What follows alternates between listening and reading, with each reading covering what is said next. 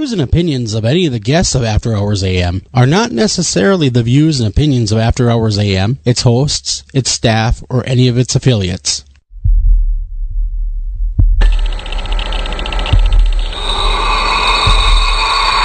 to the After Hours program.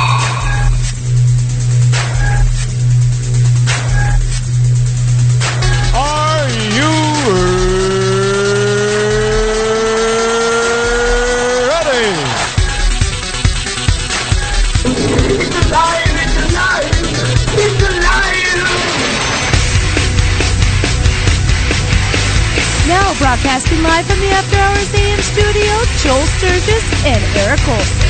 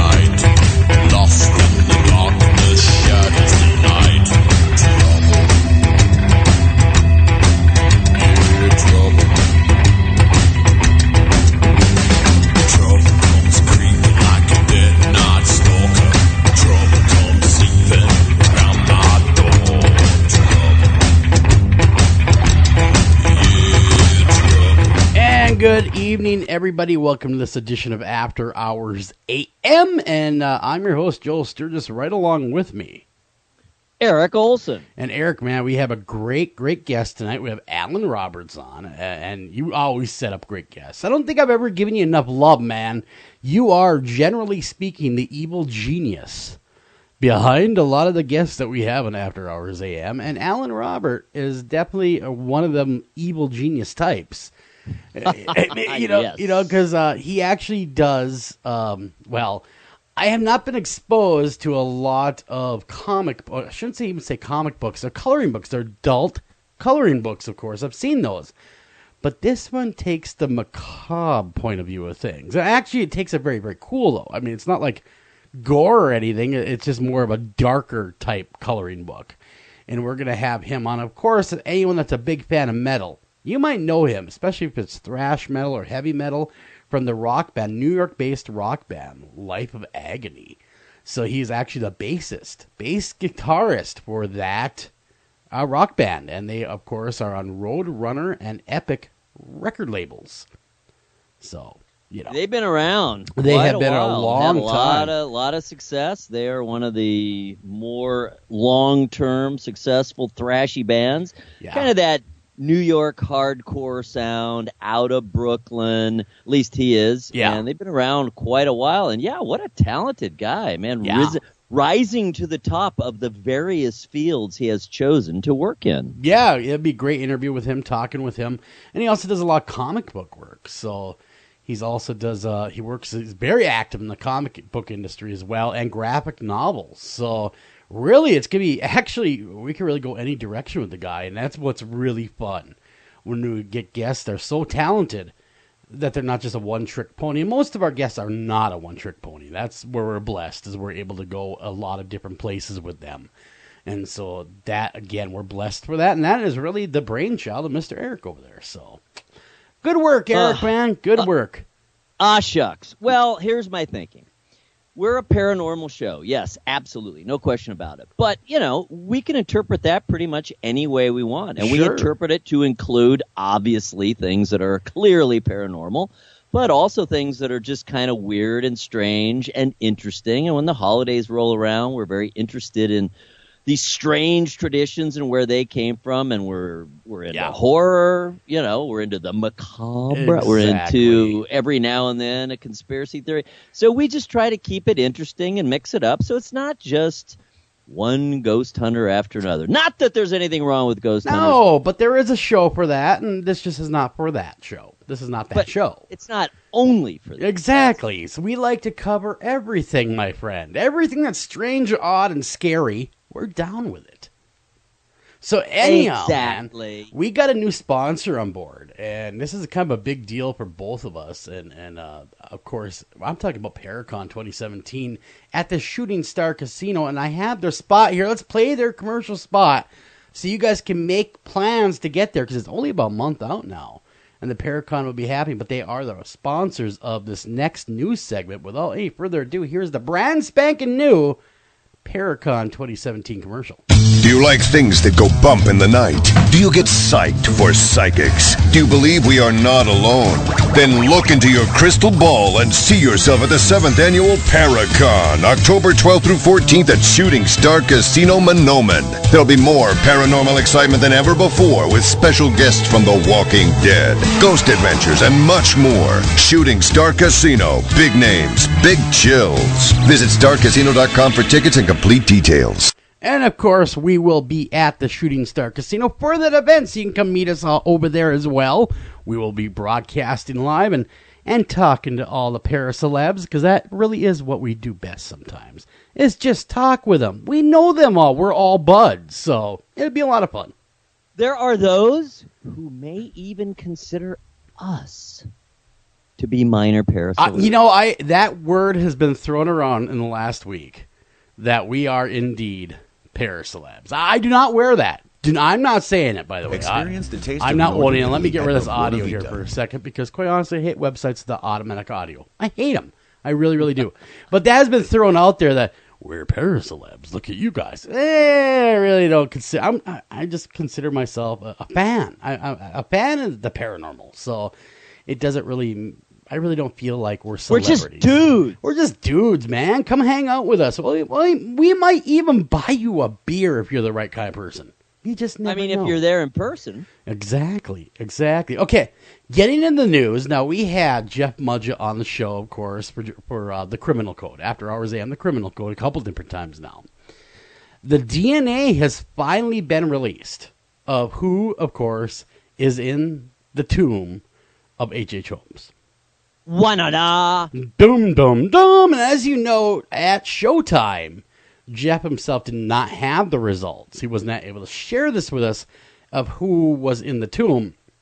Now, he was hoping or speculating it was not on the show, as many of you will go back and listen to the show and go, wait a minute, he said it was not him in the tomb. And, well, it does turn out it is none other than H.H. Holmes in the tomb. Whoa. Well, that was always the most likely result. Exactly. But, they found out that's Holmes in the tomb. And, of course, they did some DNA analysis, and it did match up with Jeff Mudgett. They compared the DNA, and it came back with a probable hit, which is the highest you can get, of course, because they never go 100% on this stuff. But it is really about as close as 100% match as you can get with the DNA involved. So that is definitely a match, and of course, he's our bud. We like Jeff. He's a good person. He now, of course, a lot of people watch him on the History Channel, American Ripper, and he believes that H.H. Holmes, and who am I to say he wasn't, Jack the Ripper. So I don't have enough information one way or the other yet, but I am watching the series right along with everybody else. But there is some compelling stuff to suggest he was, and then there's some compelling stuff to suggest he wasn't. So we're right there in the fence, aren't we there, Eric? We are. We're open-minded. I mean, what a fascinating concept. What an amazing thing that would be. Some of the details, the logistics don't seem quite right. And it seems a little bit far-fetched. Yeah. But as Clarissa said last night, it seems more likely to her that Jack the Ripper actually came over to the U.S. to commit some of those Ripper-like crimes that occurred after the London crimes than it is that H.H. Holmes was both figures. But who knows? Yeah, we don't know yet. We just do not know. Until we build that time machine and follow him, we will never truly know, will we? 100%. So, but We as will not. everybody that some of our audience will be going, well, who the heck is H.H. Holmes? Now, of course, he did terrorize Chicago during the 1893 World's Fair, confessed to killing over 24 people. Though believed that body count is much higher by many, many people, but no other murders could be really connected to him due to the fact that he liked to say he murdered people that were still alive. Yes, So, because that's what makes it murder and all. Otherwise, it's called desecrating, not desiccating a corpse. Yeah. So he was saying he was killing people that, of course, came into, like, one lady went to the post office and said, Holmes never killed me, he's never killed me, and he never will kill me. So there. Yeah, there. I am alive, even though he said in his confession he killed me. Here I am. Why don't you put that in your pipe and smoke it? So, of course, Holmes was finally arrested in Philadelphia. Newspaper reports at the time indicate he may have pulled off one final swindle, escaping death by having someone else hanged in his stead. But, of course, through DNA analysis, we now know that is almost 100% H.H. Holmes, or Herman Webster Mudgett was his God-given name, but that is where that sits right now. It'll be interesting to see moving forward what kind of information could be brought to bear to maybe, I don't know, because I don't want to speak to Jeff on Facebook. He just, he's still adamant, and I respect him for that. He's our friend. I get it. Still adamant. He's our adamant friend. He is. I like him. I like Jeff. So but I need to see more information, and we've told him that before. So that's nothing that we're saying that's not groundbreaking here. That in order for us to become complete believers, we got to see something maybe a little more concrete. Exactly. So anyhow, that is that news going on. Hey, did you know that if you go to Chicago, you might run into a zombie dog? I would hate that. Yeah, wouldn't that suck? Especially ones that want to eat you? That'd suck. Okay, police are warning residents of the Chicago suburb to avoid helping zombie dogs because they're infected coyotes that are sick with mange. A horrible, horrible case of mange. Ew. Hanover Park Police Department posted the warning on its Facebook page on Wednesday, saying that the coyotes, usually nocturnal animals, are infected with our sarcoptic mange. I'm not sure what the hell that is, but it sounds nasty. It sounds bad. That causes them to be active during the day. Infected animals will often appear mangy. Okay. All right, I get it. Is that where mangy mutt comes from? I suppose it would. Which look just like and sounds like they are, they're suffering from hair loss and they're wheezing as they run. So they sound like smokers that are bald. So these bald smokers on 4 legs. Yeah. So they have dubbed them, of course, the zombie dog epidemic. And they're urging that if you own pets, and do not attempt to pet them because they actually will come up to you. And they seem somewhat friendly because they're nuts. Normally they want to run from humans, not these guys. They want to come right in your house and maybe hang out with your schnauzer. You don't want that to happen. Because, mange is extremely, I guess according to this, catchy. And you don't want it happening. So, anyhow, if you're in the Chicagoland area and you see a coyote with mange, run. Just okay, a quick, brisk walk away. Because they're not very fast going, and all. So, Well, exactly. They're wheezing and mangy, and they're out in the daylight, and holy cow, they got every manner of thing wrong with them. Yeah. I'm guessing they should not, no one should be upset if they are, shall we say, eliminated. Yeah, I think that's what they're trying to do as well, is eliminate the animals and capture them and, trap them to DNR.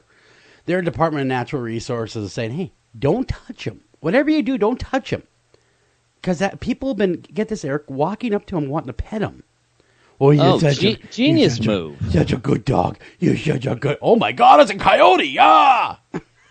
I mean, I can't imagine anything I'd less want to pet Yeah, than the a mangy zombie, deranged, day-walking coyote. That may not be the greatest thing to, bring in your home. He's great. Can we keep him, Mom and Dad? Looking like a chupacabra. And don't forget the streets of Chicago. As you're begging your Yeah, parents that's right. to keep Wheezing him. as they go. Yeah, I want to take him home, Mom. Yeah, let's keep that one right there. That's the pick of the litter right there. That's a keeper. Over the years, and we've been doing this a long time, you and I, we have covered a lot of different challenges. Wasn't there the different challenges that people do? Like one was Charlie. Yes. What was some other ones? I know there's more that you had mentioned, but there's quite a few different ones. When I was a kid, it was Bloody Mary. It was a few others that were out there that were meant to strike terror into your heart. Well, there's a new one out there. And what, pray tell? And this is called the that? 3 a.m. challenge.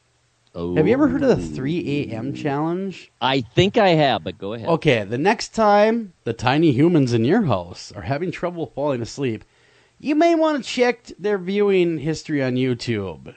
In a growing trend, YouTube content creator like Jason Ether, who owns YouTube channel I'm J Station, are uploading creepy 3 a.m. challenge videos of themselves seeking paranormal activity at 3 a.m., which is often called the devil's hour or the witching hour.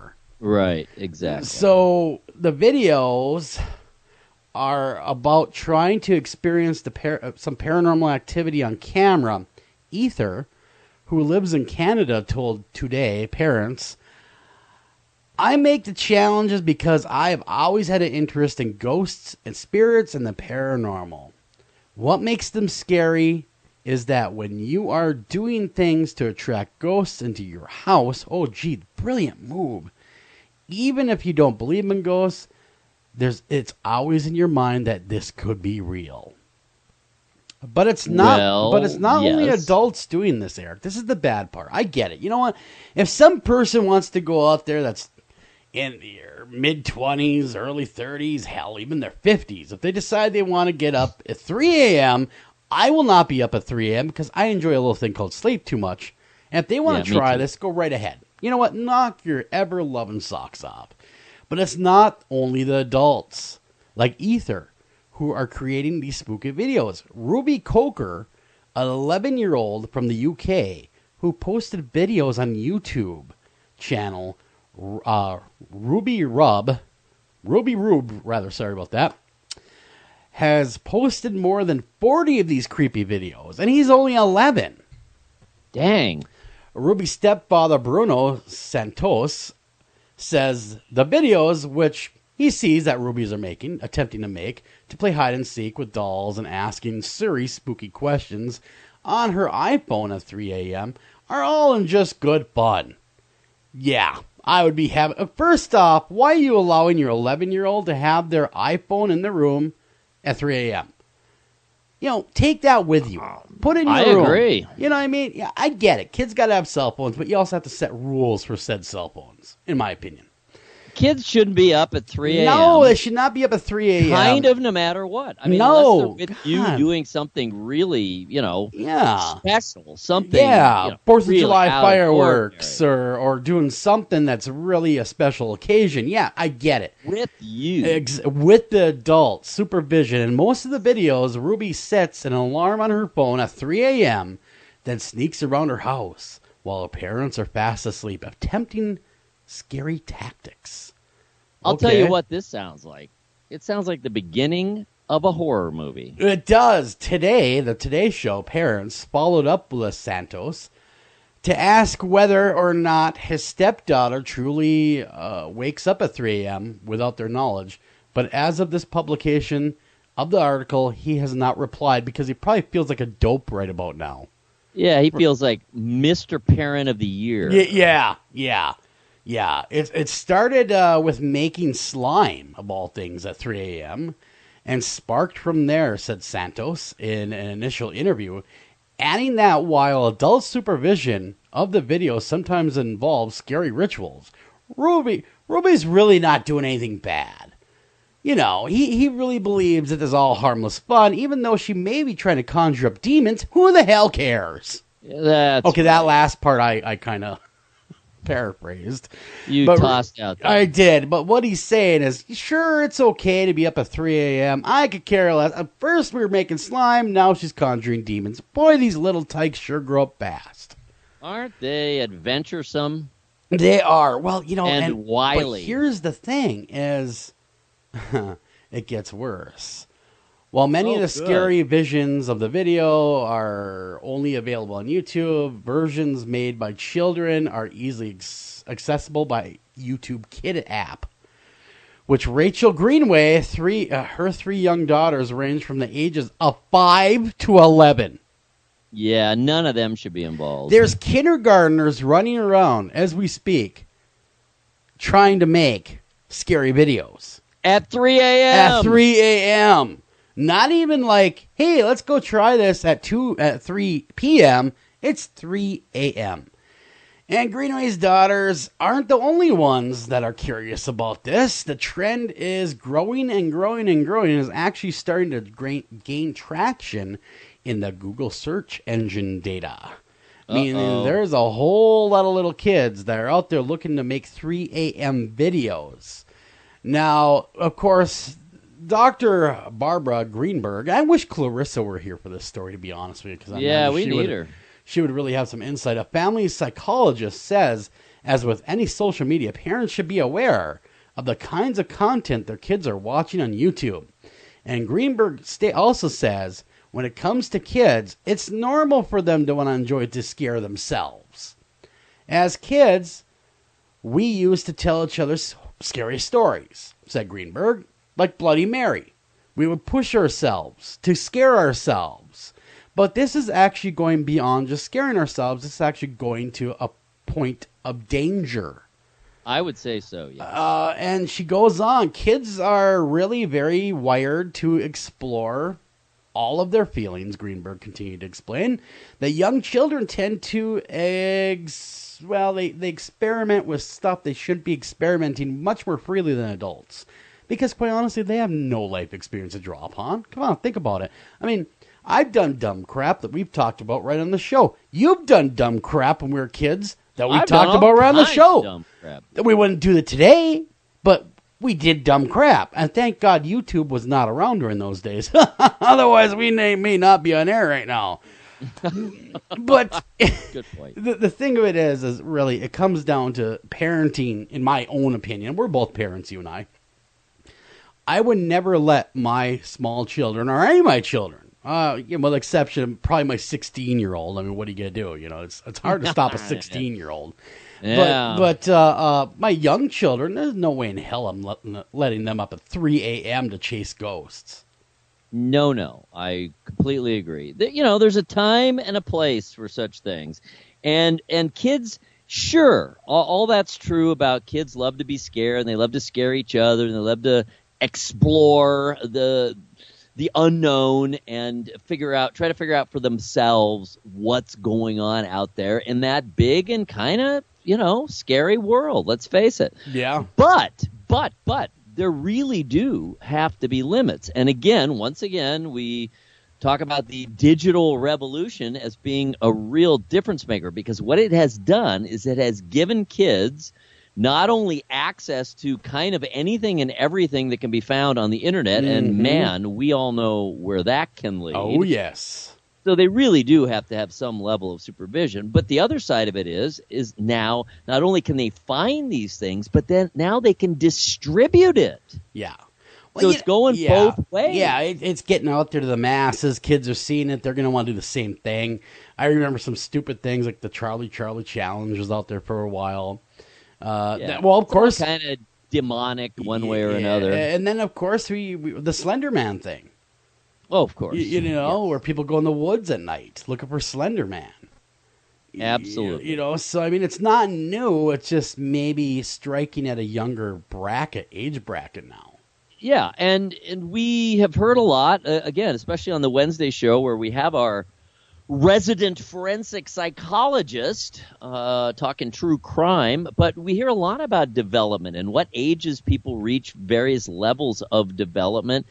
And, little kids, certainly those under, say, I don't know, 11, just aren't ready for such things. Yeah. So there have to be limits. It's got to be graduated. You work your way up to it. I wouldn't want an 11-year-old watching The Walking Dead, or seeing some really, really scary, gory horror movie. I mean, they have to be eased into it. And I think that's fine, but you got to have that foundation before you just plunge into sheer madness and horror. Well, you got kids, and your kids are a little older than mine. Well, quite a bit older than mine, because mine, of course, is 1.5, 3, and 11.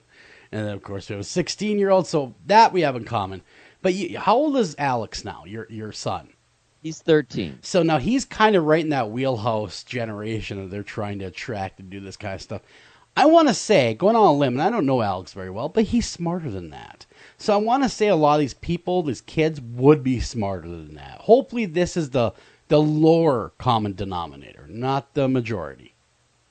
Well, I hope so. And also kids themselves need to develop limits. They need to know where they shouldn't be going, and they really shouldn't want to go there. And that's something that also has to be learned. So if they're just allowed to run around willy-nilly and upload, create as scary as possible videos, go ghost hunting, demon hunting in the house at 3 a.m., that just seems, it's just too big a leap. You got to work your way up. So I would say maybe Alex's age, about 13, that should be about the floor, right? Yeah. That such things on a weekend can start going on. Yeah, maybe on a weekend, right? That 3 a.m. part is quite disturbing. Certainly not on a school night. Think about it. It's crazy. Yeah, because we used to play Blind Man's Bluff. What was one of them? Light as a feather, stiff as a board, where you could lift a person up. I remember playing that as a little kid. Yeah. And that was kind of creepy. That was really kind of creepy when you think about it. And a few other things, hide and go seek in the dark, man. That was about my limit right there, was hide and go seek in the dark. All right? I didn't want to find any ghosts. I just don't want to be found. Right.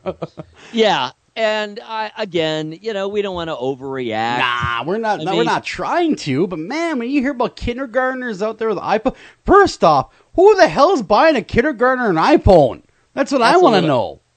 That's a little young. I'm sorry. I didn't even own an iPhone until I was in my late 30s. The age around here, it seems to be just some sort of broad consensus. It's not like there's a rule. It's not like people are. No one wrote a memo, right? But it seems to be 12. 12 that seems to be the magic. The magic number to own high technology is 12. If you don't have a phone and you're 12, then you're nobody. Then you're harassing your parents endlessly for it. Yeah. I'm sure I got that coming on the horizon. I'm sure of it. Well, all these were actually provided by listeners. All of these news headlines, Eric, were actually emailed to me by Very listeners cool. and shared. We love our listeners. Exactly, and shared at the After Hours AM fan site or the group site. And so I want to thank everybody that helps each and every week to compile these cool articles that they email it to me and I post it up there. I want to thank them a lot because really without you guys, it'd be kind of a boring page. But you guys are the ones that keep this thing going by finding up these cool and unusual news headlines that you want to hear about and keep them coming. And if there's anything that you want to have read on the news, if there's a headline that you find that's cool, that's weird, that's scary, that's just plain, wow, what the hell were they thinking? And you're not 5 years old. And you're not 5 years old, and don't send it at 3 a.m. That's afterhoursam@gmail.com. You can get that over to us, and we will be happy to post that both to the Facebook page for the masses to read, and of course, we'll be happy to broadcast it should be deserving right here on After Hours AM. That being said, this last segment was brought to you by Paracon 2017 from the Shooting Star Casino in Mahnomen, Minnesota. Be there or be square. Of course, that is coming right up here. That is knocking on our door. That will be right here this October. I cannot believe it. The 12th and 14th, 2017 of October. Come on, hang out with us. We'd love to see you guys, meet you guys, and have you be a part of it. That being said, we got to get the hell out of here, man. When we come back, it's your America's Most Haunted Headlines, brought to you by America's Most Haunted.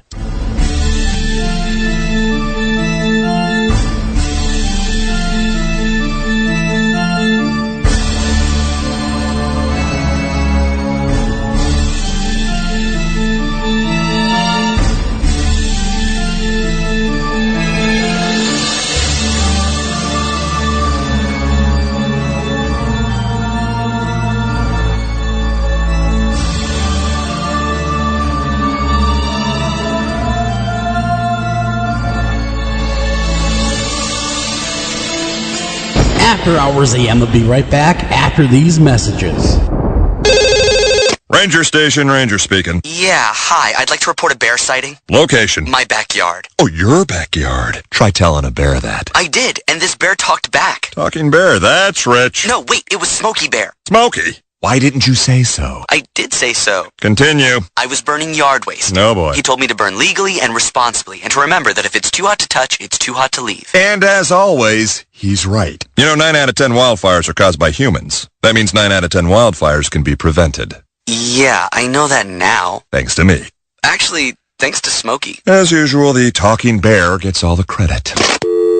Get your Smokey on. Always burn responsibly and contact your local fire department for open burning regulations. Because 9 out of 10 wildfires can be prevented. Brought to you by Smokey Bear, the U.S. Forest Service, your state forester, and the Ad Council. Learn more at smokeybear.com. Only you can prevent wildfires. This is Jen McGowan, founder of Wayward Souls Promotions, a company dedicated to helping individuals, teams, radio shows, and others that are seeking exposure for their individual events, conventions, and shows. We offer a wide variety of advertising, such as web-based article, social media posts, podcast advertisement, and so on. Contact us at paranormalpromotion@gmail.com, visit us on Facebook at Wayward Souls Promotions, and visit our website at www.waywardsoulspromotions.com. Welcome back to After Hours AM.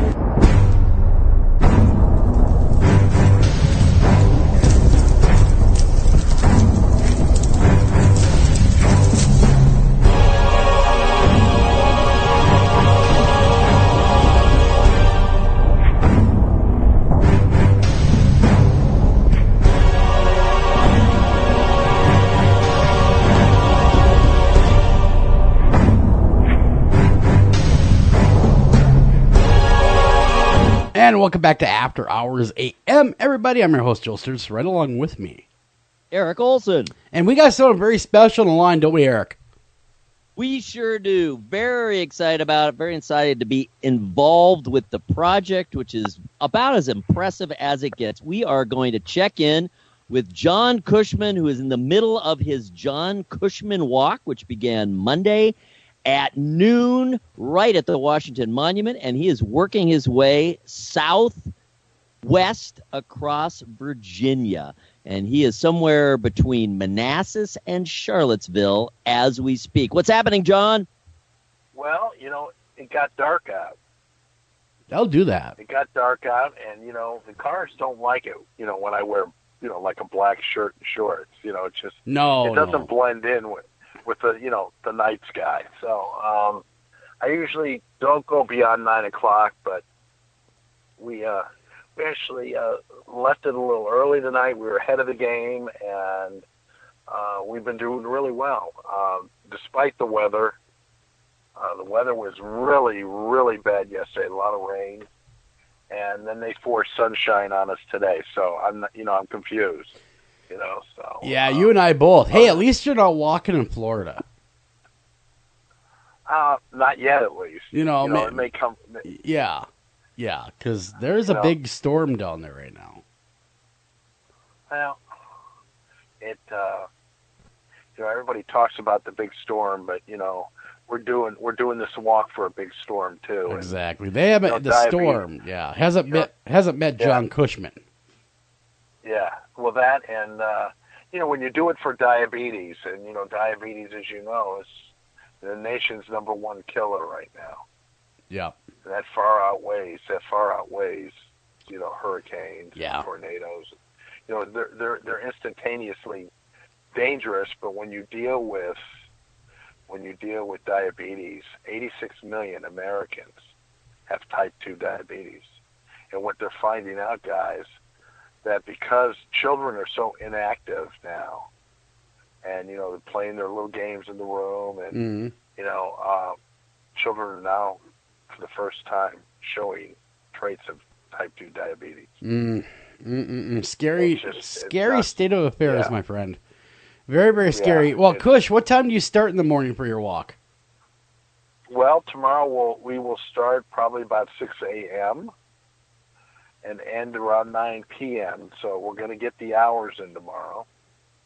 That is a lengthy day. That is a long walk. That's a lot of I have nothing to do but walk. I got the tunes on. Sure. I'm, talking to Eric. I'm talking to Eric, and he's very demanding, by the way. Oh, I already know this. I'm pushy, man. I'm pushy. Hey, we really do want to emphasize that, obviously the whole point of this thing is to bring attention to diabetes. And we are looking for donations. So the way that you can contribute, my friends, is go to johncushmanwalk2017.com, and you too can contribute. And John's been very active. I'm proud of him. He's getting more and more active on social media. He's up on Twitter. He's up on Facebook, doing some Instagram, and most actively, he's on YouTube. He and his traveling companion Travis are putting up YouTube videos, doing a vlog, so you can see what's going on. You can see what he's up to. You can see where he is. It's really a cool thing. It's a way, if you follow John on this trip, you will have gone across yourself, at least vicariously, the entire nation. Think about it. That's amazing. That really is. I mean, that's a lot of miles. And again, for a great cause. So if you guys want to donate, that'd be great. Where can people donate? How can they chip in? Well, of course, they can donate on the site.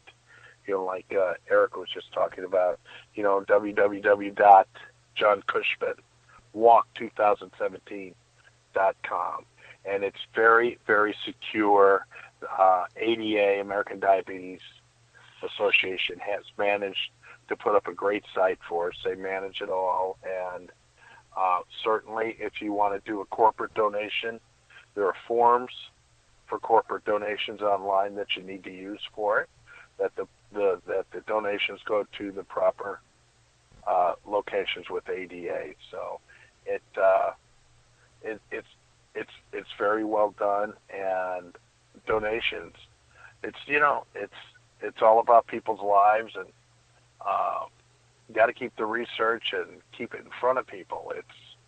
It's diabetes it's not prejudice. It'll go after anybody. It's like I said, the number one killer. It doesn't care what color you are. It doesn't care if you're Republican or Democrat. It does not care. Mm-hmm. It's going to show up at your door. Mm-hmm. Let me in. And you can't get away from it. Yeah, you can't get away from it. And all right, we're going to check in with John each week and follow his progress. So that's going to be very, very exciting. We're going to see how far he gets. Think about walking, literally just walking across the country. So we'll be hopscotching across states, and we'll be following along. It's really going to be cool. We unfortunately, we got to kind of get going quickly now, because we got a bunch of other stuff we have to cover. But absolutely, congratulations, John, for getting as far as you had. Sounds like you're doing really well. You're kind of easing into it and picking up steam, kind of day by day, adding to it. Oh yeah, it's an amazing thing, and we're not even going to mention that John is 61 years old. No, man. Not even worth saying it. No, we won't even mention it. It's an amazing thing. No, I won't mention it. I actually got, somebody said you look great for a 40-year-old. I go, you bet I do. Whoa. You bet I do. Nice. I like that. I mean, yeah, so it works.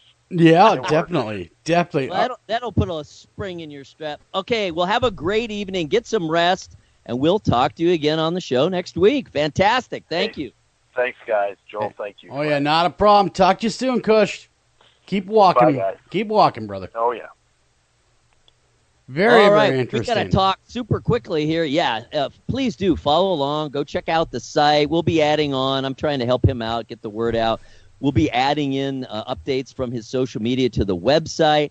But you can definitely see what's going on. Just go to johncushmanwalk2017.com. Super amazing project. All right, my friends, we only have about 20 minutes to blow through the America's Most Haunted Paranormal headline. So head on over to twitter.com/AMHaunted, and then you can look at the pictures and follow the links, and it's all super cool. All right. Do you know, Joel, the very, very, very first movie that Francis Ford Coppola made?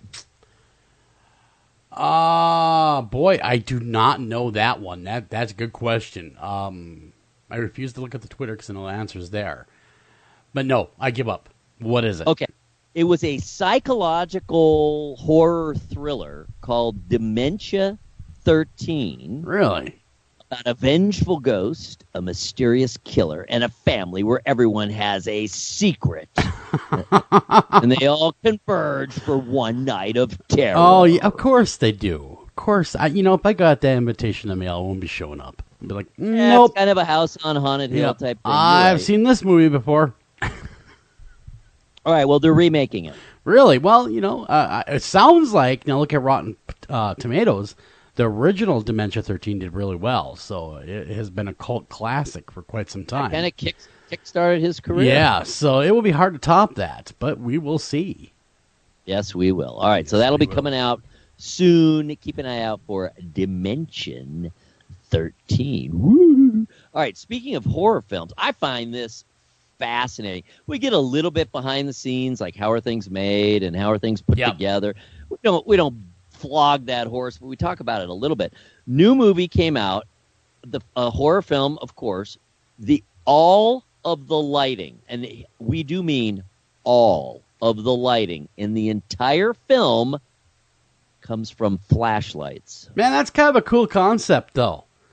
I like it. I do too. So every bit of lighting in this production is just a mag light, essentially, a flashlight. And what's the movie called? It's called Against the Night. I might have to check that out. I see the concept hooked me right there. Flashlights only. It's a really good article. It's probably maybe a little too wonky for the average person, but in moviemaker.com, on moviemaker.com, which is exactly that, a site about filmmakers making film. They really get into it and talk about how innovative it was and the positives and the negatives of it. But literally, the lighting. There are no lighting people working on the film. It's the flashlights are all held by actors. That was to save money. You know that, right? Probably. Hey, I got it. If we don't have any lights at all, we just use flashlights. Batteries and we'll are be cheap. called innovative. Yeah, exactly. We'll be the next Paranormal Activity. Well, anyway, I thought it looked pretty interesting, and it's well worth checking out. And it just shows you how creative people can be, and what. Sure. You don't have to spend a lot of money. You just have to be real creative. All right. Do you know about the infamous, I suppose, Ape Canyon Bigfoot War of 1924? Well, I can't say that I'm an authority on the subject matter. I mean, I have heard of it. Picture. I did too. They're all mad at each other, whipping rocks at each other. They're hurling rocks down at that cabin. Yeah. Big old boulders in the hand of Bigfoots. I take it the Bigfoot were not fighting each other. No, they were fighting humans. With guns. Humans had guns. Yes. Because it was 1924. So, okay, here's the question then. If they got guns and the only thing that Bigfoot has is rocks, why is there no dead Bigfoot? Well, I think they were hiding from the rocks. But there supposedly is or was a dead Bigfoot Really? that resulted from this tale. Yes, that is the claim.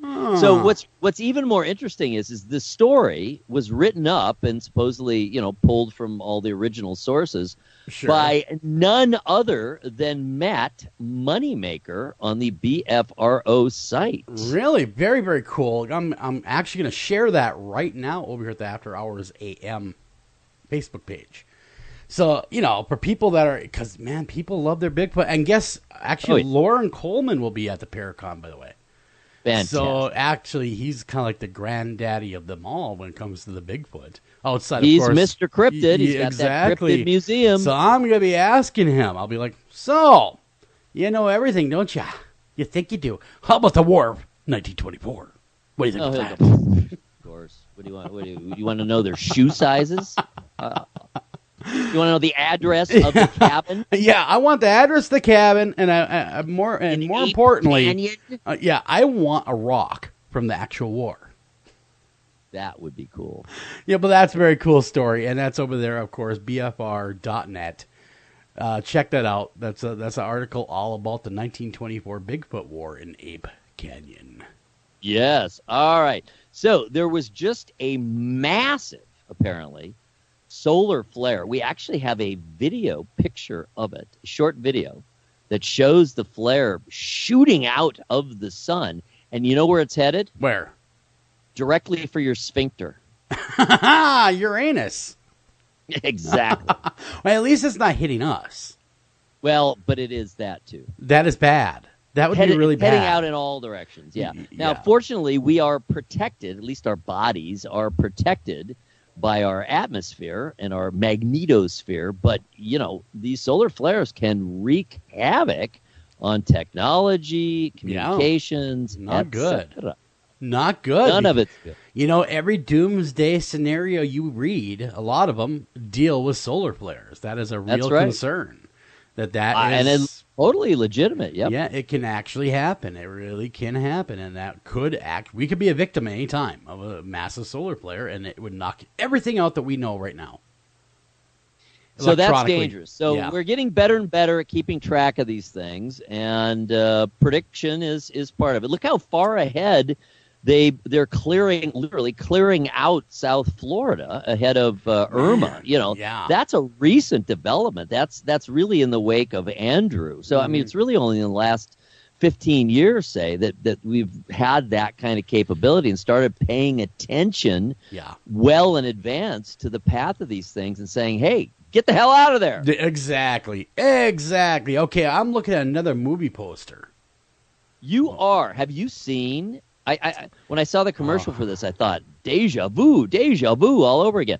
Have you seen the original Flatliners movie? Oh, my God, yes. I was in high school or junior high when that came out, and I got to say, them making a remake, I don't know how I feel about that, because it was such a great film, the original. It was. And talk it was very about scary because it felt kind of plausible. Well, you had Julia Roberts, you had Kiefer Sutherland, you had who else was in there? I know there's another famous name in there, and I'm missing it. He's a short little guy. He's in a few movies here and there. He kind of became kind of a nobody in a lot of ways. You know who I'm talking about. You know who I'm talking about. Christian Slater. Yeah. Oh, that guy. Yeah, that guy. Was he in that too? He was in that, and I want to say it was him, Christian Slater. I want to say Kevin Bacon was in it too.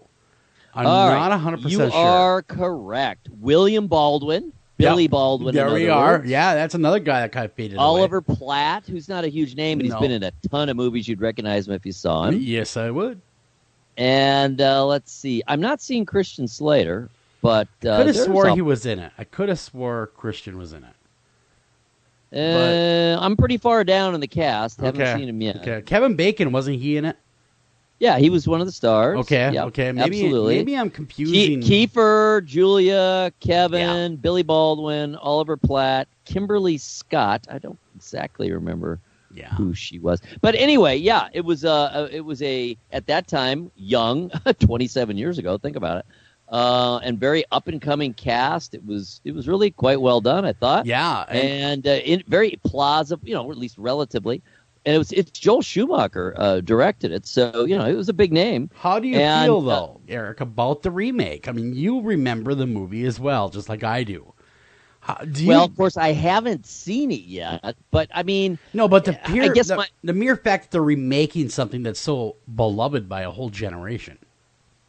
I am always hesitant. I really am. When the things that I'm looking for, or what makes a film legitimate, is if you can put a new, fresh spin on it, number one. If it's a real techie kind of movie, or I should say, if it's a film that can really benefit from high technology, that can make a huge difference. Seeing something made with modern day technology versus, the past. So I mean, but just to remake something just to remake it, no, it's just a money grab. One of the listeners just chimed in saying, "Hey, they've tried to remake Friday the 13th. Look how well that went." Yeah. So that went down in flames. Exactly. So I guess we will have to hold our tongues for a minute until we actually see it and maybe give it a real honest review. You never know till you see it. I mean, once in a while a remake is really great. And there have been times, like, for example, we both talked about we really, really like the recent series of Star Trek movies. Yeah, I like them better than the originals, to be honest with you, and that's saying something. I do too. Because the originals, I thought, excluding that first one, of course, which is so boring you can make paint dry. But you'd rather watch your paint dry in your house. Excluding that very first Star Trek the movie, after that they're actually very good. Wrath of Khan was a great one. Absolutely. I mean, my God, that was a great film. They really rebounded from that first film. But yeah, the new ones now. I want to say, and I know this is going to be almost a travesty of me to say this, almost better acted than the original. Well, it's certainly possible, because remember, they were coming from TV, and they were, when you go from TV to film, you almost get that larger than life feel. And the potential is there because TV is a little, or I should say film, potentially anyway, is a more intimate medium than television. So you don't need to have quite the big broad gestures. It's also kind of similar when when actors move from the stage to the screen, especially in the old days before all of the audio technology and everyone being mic'd and everything. You really had to play, as they used to say, play to the cheap seats, right? Mm-hmm. So you were grand gestures, were very loud, very broad, and that's not required. And if anything, it seems silly when you see it in film or television, depending. So these are things. So anyway, I agree with you. I think they're very well acted, super well made, a lot of money put into them. A lot of technology. Yeah, and I think they're great. I mean, my favorite Star Trek units would be the original series, the very, very, very original series in the 60s, and then the current run of movies. Yeah, I think I'd have to agree with you. I would have to agree with you. That's about the best right there. And the current run, of course, has been really, really well done, really well acted. But then again, like you said, you have actual only film actors. Yeah, it's not like you have the TV actors. Simon Pegg, for instance. He's done very little TV, and he's been pretty much only movies. He's the guy that plays Scotty, of course, and so he can really, and that translates real well, and stuff like that. So yeah, I got to agree with you. But now Flatliner, seeing this as a remake, it's hard to beat that class of actor. Okay, like Kiefer Sutherland, Julia Roberts, Kevin Bacon. Those are all top flight actors and actresses right there. You got to find a really damn good core of actors to be anywhere near as good as they were. I agree. Couldn't agree more. And I like Ellen Page a lot. She seems to be the star. And she's good. No question. But will she fit? I don't know. We'll find out as we go. All right, we got another film we're talking about, but this time it's coming out. Yes. It's kind of a classic. Oh, yeah. With a deluxe Blu-ray edition that includes an action figure of Silent Night, Deadly Night. No flipping way, man. That was the very first horror Christmas merging movie I ever saw when I was a kid. And man, did it mess the hell out of me. It was a scary ass movie, and I'll never forget where he takes the lady, lifts her up, and I was like 12, okay, and I was not supposed to be watching this movie, so, you know, I'm just saying, I might have snuck out at 3 a.m. to watch the movie. Because it was on Betamax. So my family had it on Betamax. And I think one of my older sisters, who is 5 years older than I am, rented it on Betamax. And, of course, I was told, you do not watch this movie. It's a horrible movie. And, of course, I had to watch it. But I remember vividly watching the killer lift up this girl and put her on the rack, the deer rack. You know what I'm talking about? I remember that vividly to this day. And, oh, my God, as soon as that happened, I was downstairs in my parents' house, right, in the basement, because I was, like, being all clandestine, because that's where my bedroom was, in the basement. And my mom and dad actually heard it. And this is going to get loud, folks, because this actually happened. Oh, my God! Out of nowhere. And they got up. And they came down, and they saw me going, oh, my God, oh, my God, oh, my God. So that is my memory of Silent Night, Deadly Night. Now I have to own it on Blu-ray. I cannot have that kind of memory out there without owning it. This is quite the package. Oh, my, my, my. We got the action figure. That's exclusive Billy the Killer. Yes. 8 inches tall. There's a poster that comes with it. All new cover. All kinds of bonus features. Oh, my goodness. That's some amazing stuff. So very amazing. Very amazing stuff. Hey, really quick, I got to tell you something. My daughter, and she's 16, threatened to tell me that the 1980s horror movies suck and the new ones are much scarier. Or in the 70s and 80s were really tame compared to today's horror. Yeah, I threw Texas Chainsaw Massacre in for her. She's not right yet.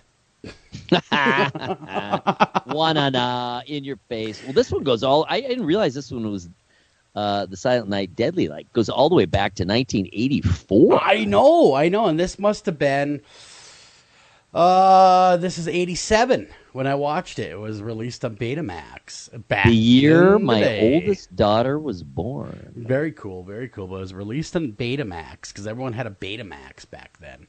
I know, that was the high-end. Yeah, we didn't quite have player. VHS yet, and then VHS, of course, took over, but that was Betamax at that point. And I'll never forget that blood-curdling scream I let out, waking my family as they all emerged from their slumber to find me in a blubbering mess on the floor. You know what it was no longer after that? Huh? Silent Night. It was no longer a Silent Night. You are right there. Though it may still have been a deadly night. It was a deadly night because, boy, oh boy, did I get a stern talking to. I'll bet you did. All right, one more before we're at the top of the hour. This is just amazing to me. They're going to have live coverage of the spacecraft Cassini as it crashes into Saturn, and that will be on the Science Channel September 15th. How amazing is that? That is actually really cool. I love these pictures. I mean, you know, obviously this is an animated one. This is generated, right? But still, it's very cool. I like taking these and sharing them with everyone over their Facebook and Twitter and stuff like that. So, again, keep an eye out for that. And I missed the eclipse. You missed the eclipse? I didn't watch it. I didn't watch the eclipse. I feel Good cheated God, now. man. I was outside at the assisted living place with my mother. We were both wearing our glasses and looking, I'm sure, quite foolish as we stared at the sun. I'm sure you did, baking your eyes out, yes. Well, we were wearing our glasses. We were protected, and it was fascinating. Now, where we are in Ohio, we did not get the 100%. We only got about 80-some%. Gotcha. Up here, but it was still just fascinating to see and eerie. And, you know, of course, it didn't get dark. It just kind of got darkish. Ah, gotcha, man. Yeah, I missed it. I was actually on my ATV. I was four-wheeling. So, you know. Wow. Yeah. Well. Yeah, you know. It was a good time. It was a good time. All right. Well, aren't you the one? Don't you ever go ATVing? Come on. I've been ATVing, let's see. We were on ATVs. We took a tour, which was actually fascinating and really fun, out of the whole family. We all had our own, each had our own. Sure. Out of Cairns, which is spelled Cairns, Australia. Ah, that would be fun. That's an experience. And we kind of went out into the jungle, because that's northern Australia, so it's tropical. That is very cool. I've never done anything quite that cool on ATV, but I have been in some deep northern woods. And I'm sure that is absolutely cool as well. So I've done that. Let's see. On a Dawn, my wife's really great high school friend, or back even before that, childhood friend.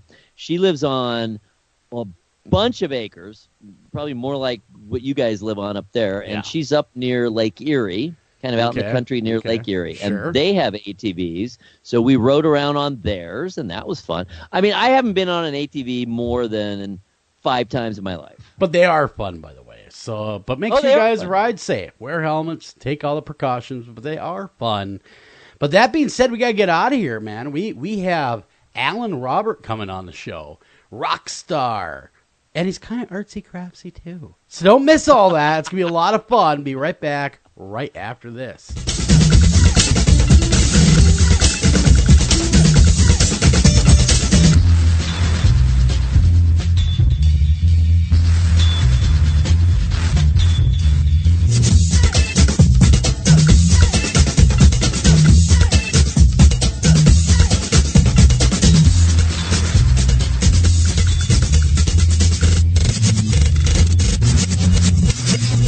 Hey, you listen to After Hours AM, and if you're listening to us via podcast, make sure you like us, follow us, review us, tell your friends about us, tell grandma about us, and keep listening. Taking a family of 5 to the amusement park can cost a small fortune. Oh, yeah. So to save some money, we thought, hey, let's bring the amusement park to us. Yeah. Go ahead. All right, step right up, young man. Are you ready to ride the Wacky Waterfall?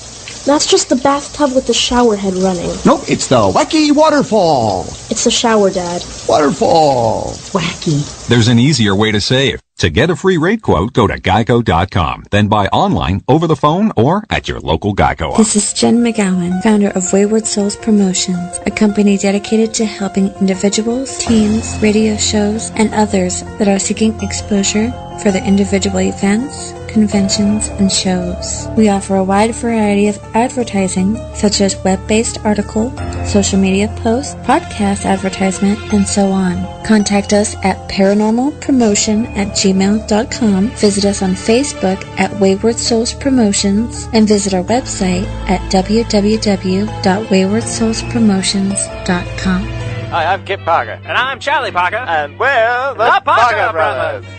Hey, Charlie, what's missing from our game catalog? I don't know, Kip. Tell me. Well, you can't talk to the dead. You sure as hell can. That's why we got this brand new game called Ouija. Ouija? Well, break that down for me. Well, it's Wii because you're having a great time. And G, it's because G, aren't you having a blast because you're having a good time with the Wii. It looks like it spelled like a Chinaman got caught in there. Don't question it. Well, Ouija, Kip, tell me about it. Well, inside the package comes a flat board with all the letters of the alphabet, numbers from 0 to 9, and a yes-no written out by itself.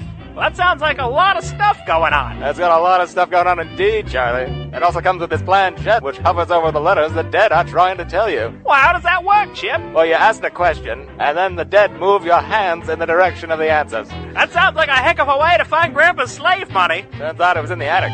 But the questions don't have to be as serious as slavery. You can also find out if Sally's got a crush on you. The dead like to answer all sorts of trivial questions. Feels like they'd have better things to do with their time, Kip. No, lost souls are lost forever, and they're really glad to help. Well, gee, Kip, can't you just get any sort of board with numbers and letters and talk to the dead? The dead prefer quality like anybody else. Quality you can only find at Parker & Parker. The Ouija board, brought to you by the Parker Brothers, available in both white and colored wallworks.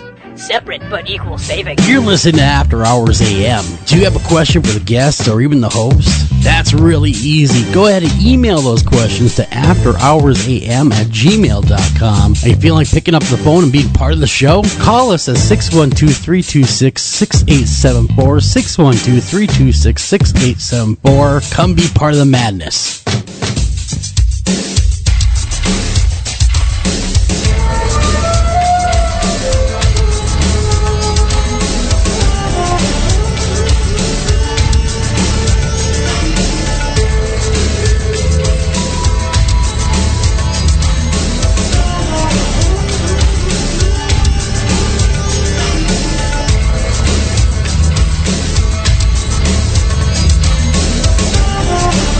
And welcome back to After Hours AM, everybody. I'm your host, Joel Sturgis, right along with me, Eric Olson. And Eric, man, it is time to rock out.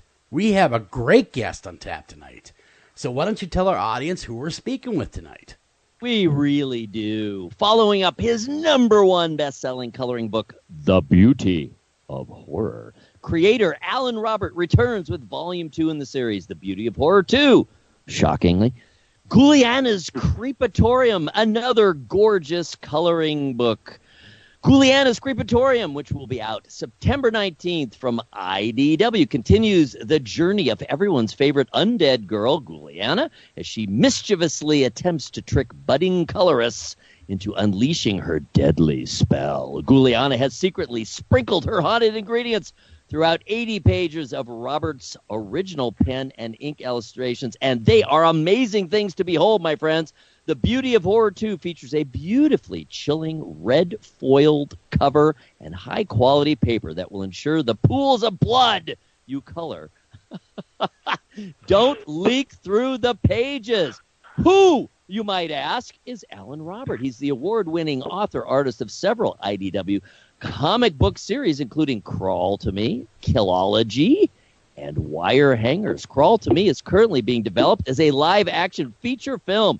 A Brooklyn native, Alan's journey as a comic book creator began at the School of Visual Arts in New York City, where he attended on a scholarship and studied cartooning under legendary Thor comic writer artist Walt Simonson.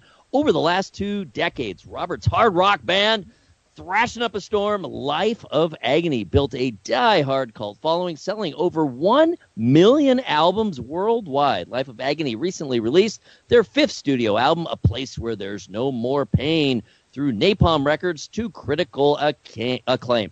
Rolling Stone hailed it as one of the most anticipated albums of the year. Holy cats! Welcome to the program, Alan Robert. Thank you very much. Yeah. Can I just bring you everywhere I go and run that whole spiel? I gotta clone myself. I know, everybody says that. Every guest says. In fact, last night. It's hard to live up to that intro. But you have lived Holy the life, crap. man. You have lived the life. Wait, that's another band. So yeah, it's amazing stuff. Go ahead, Joel. Well, I was gonna say, really, Alan, man, like we were talking during the break. You're really a talented individual, and when we get a chance to have someone as talented as you are on the show, that means we can kind of dabble a little bit of everything. Yeah, I mean, we can talk rock and roll, we can talk comics, we can talk the coloring book, we can really go anywhere with you. But the comic book, though, thumbing through it, are you the illustrator? Are you the mastermind behind all of these pictures that you can color, or the person that buys it can color? Yeah, this was me locked in my my studio for 3 to 4 months, drawing 10 hours a day. That's about how long it takes to knock one of these books out. It's kind of insane once you get into the rhythm of it. I would imagine. Listening to a lot of podcasts, a lot of Mark Maron, a lot of my old hardcore records and punk records. Just to get kill the time. It's 10 hours a day. It's a long time to draw, but if you see the level of detail on some of the pages, it's kind of mind-numbing. It really is. It's extraordinarily detailed. I mean, they look like ancient maps or something with the level of detail. Like monks working on it night and day. Well, that's actually what I do. I hire a team of monks, and I just put my name on it. That's the way to do it. Bag. The monk's out of the hood. Right? 3 minutes into the podcast, and you already got 2 monks. We got the Siki. We got Exclusive. It. It's all out. Yeah. Why don't you tell us? It sounds like there's kind of an intertwined background between your various interests. I mean, certainly they all logically connect, it seems like. But why don't you take us back to the beginning? How did you get into drawing? How did you get into horror? Those seem to be the 2 main elements, at least on that side of it. And then, of course, you were rocking all along too. Maybe paint the picture of your early development and how you blossomed into this. What whatever the heck you are. Maybe you're like whatever the heck you are. I like that. I'm a monk wrangler is what I am. Yeah, he's got taser, a small one, because they're small monks. I was going to say you're blooming like the corpse flower here now, with all the stuff coming out. I feel like I'm at confession with you guys. All right, pass away. I think that I started drawing really early on. I think that when I saw Star Wars in 1977 in the theater, I just wanted to capture what I saw, and there was no way to watch it at home, so I had to just draw it at, like a 9-year-old kid, just trying to remember everything that just blew me away. So I would draw the creatures and the spaceships and stuff like that, and I would hang them up around my room because there wasn't any Star Wars posters yet. And I think that evolved into more creepy things as I got into horror movies. And I think the first horror movie that I saw, or I should say I almost saw, because basically the Amityville Horror was coming on HBO, and it was the first R-rated movie that I was about to watch, and I begged my parents to see it, stay up late, and watch it in their bedroom on the big furniture-sized TV. And I sat down to watch it with the popcorn. I was all excited, and then the intro music came on. And that was it. And if you remember that movie, all the and that was it. I was out of there. I tailed it right out of there, and was forced to listen to the whole movie next door in my bedroom through the paper-thin Brooklyn walls I had, and I think that was probably scarier than the actual film. Yeah, but that probably scarred me for life right there. Yeah, in fact, just before he came on, I told my scarring tale of watching Silent Night, Deadly Night for the first time, sneaking downstairs to throw it in the old Betamax, being scared all to hell. And I made it as far as the lady being impaled on deer antlers, and that was it for me. I was out, but it got pretty far. I got farther than I thought I ever would. But it's those moments that we all seem to remember. Forming that, because you really remember it like it was yesterday, just like I remember that was yesterday, and that seems to really fuel some creative juices in both of us. Really, because you look back at those moments and you draw upon them, and in your case, you actually do draw upon them. You really have you have quite the talent for the drawing in this book and in the preceding one, the macabre. And looking at the, like Eric had said, just the intricacies of drawing, you got to have carpal tunnel by now, man. You got to. Well, you gotta see some of the drawings colored in. I don't know if you ever seen any of them, but on the Facebook page, I just posted all the submissions from fans all over the world, coloring in these pages beautifully, and like choosing palettes you'd never see and never think to even use in a book like this. Yeah. But really mind-blowing stuff. Yeah, because it takes it from just a coloring book to more of an art book. This is an art book, not a coloring book. And it's super interactive, because half of the fun for me is to see what people come up with the pages and their take and the the tones and the mediums that they choose. And I got into these adult coloring books kind of by accident. My wife and daughter were coloring in some of the nature ones, and I came in the house from rehearsal and they were coloring in this adult coloring book, and I took a look at it, and I had never seen an adult coloring book before, and the level of illustration was just fantastic, and the paper, I was like, I didn't grow up with coloring books like this. This is pretty awesome. And all the paper stock is super thick, and so my wife said, you should think about drawing one of these, and I thought for a minute, what the hell would I do a book about? Yeah. And I said, well, it wouldn't be nature based, and it wouldn't be something pretty. It would probably be the most disgusting thing I could ever think of, which was at that moment was CBGB's bathroom. And I actually drew CBGB's bathroom that night and I posted it on Facebook, and it was around April Fool's Day, and I did it kind of as a joke, but people downloaded it. 400 people downloaded it, colored it in, posted it on Facebook, and I was like, wow, maybe there's something to this thing. You know, people like this. This is a lot of fun, and I pitched it to IDW on April Fool's Day, and they gave me the green light within like 10 minutes, and I was like, that was the fastest yes that I ever got. Is this a joke? It's April Fool's Day. I had to ask them twice, is this for real? And they were like, yeah, we've been wanting to do an adult coloring book in the horror realm for a while, and this is actually great timing. So there you have it. Yeah, and of course, looking at them, again, you know, talking about, you know, this is dedicated to all the horror fans out there and people that are enthusiasts of coloring something different than landscapes. Where do you? It's kind of like, and you know, there's like a little tagline on the back on the first book that says "Art Therapy for the Abnormal." So it's kind of a little tongue-in-cheek at adult coloring books too. Yeah. It doesn't take itself too seriously. You know what I mean? Yeah. Whose brain did you use? Oh, abnormal. Well, okay. There you go.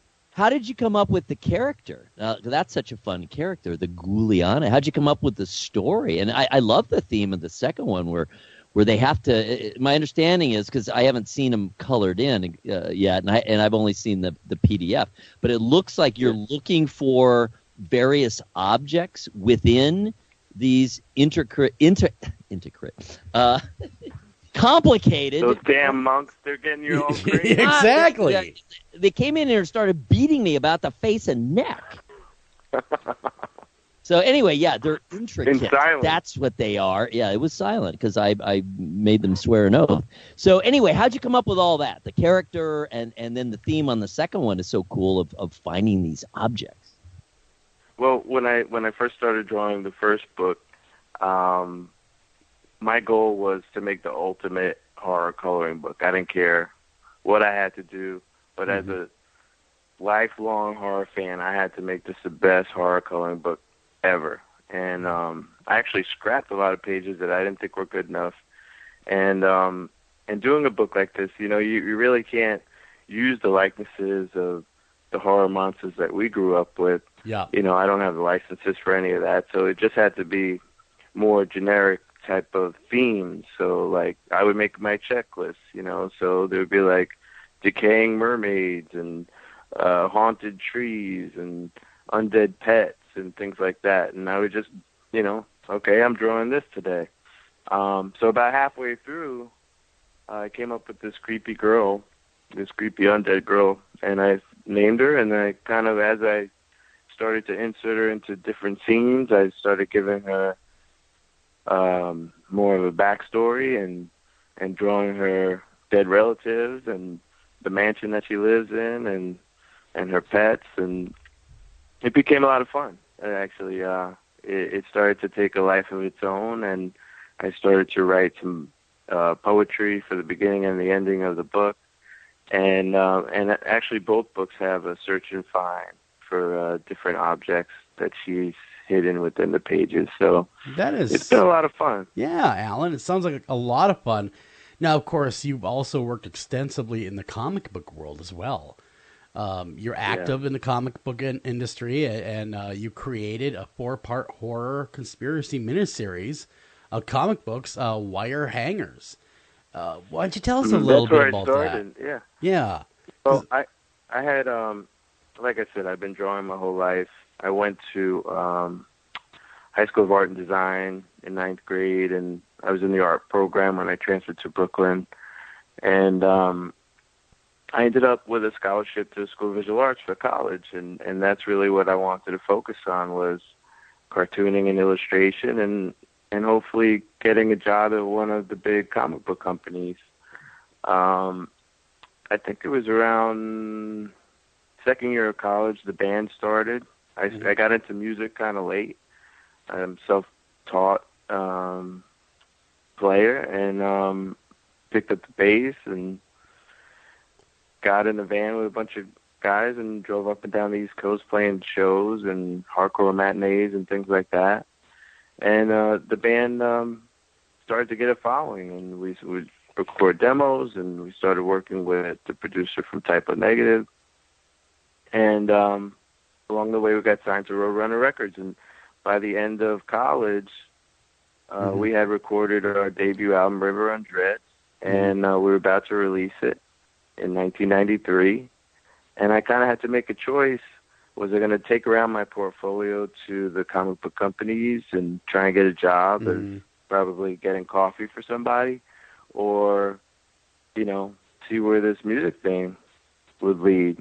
And I jumped in the van. I never looked back, and it took me all around the world for 2 decades, and it's just a fantastic experience. And okay, Alan, what's it like being a rock star? I mean, is it as cool as we all think it is? I mean, you know, what's it really like? Well, you know, I think it's different for everybody, and it's really what you want to get out of it. I mean, all the decadence you hear about is absolutely there if you want it. Ironically enough, as much beer as I drink now, I was completely straight during the heyday of the band in the 90s. And so that's, I probably missed out on a few good parties along the way. Well, we had Elvin Bishop on the show. What was it, a couple years ago already, Eric? When he was introduced into the Rock and Roll Hall of Fame. And I asked him that same question. He says, it's okay. That was his only answer, was, it's okay. I think the best part about it for me was meeting some of my heroes, you know, and, you know, we toured with Ozzy, we played with Black Sabbath, you know, we played with Metallica. I mean, you name them, we played with them. We played with the Misfits. You know, who even was David your favorite, Bowie. though? David Bowie. Wow. I mean, that must have been quite the interesting tour. I mean, to work with David Bowie, you know, because of course everybody looks to him as almost mystical now, and unfortunately, since his death, that's really when people start looking at him as mystical. Unfortunately, that's how it always works.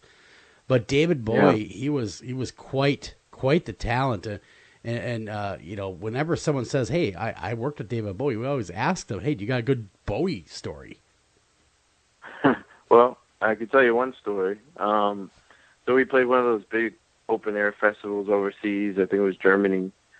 And basically it was in the middle of a field, and the production company set up these tents for all the bands and basically made like a tent village for all the dressing rooms and the catering area and the hangout area for all the bands. And Bowie's people brought in like these carpets and these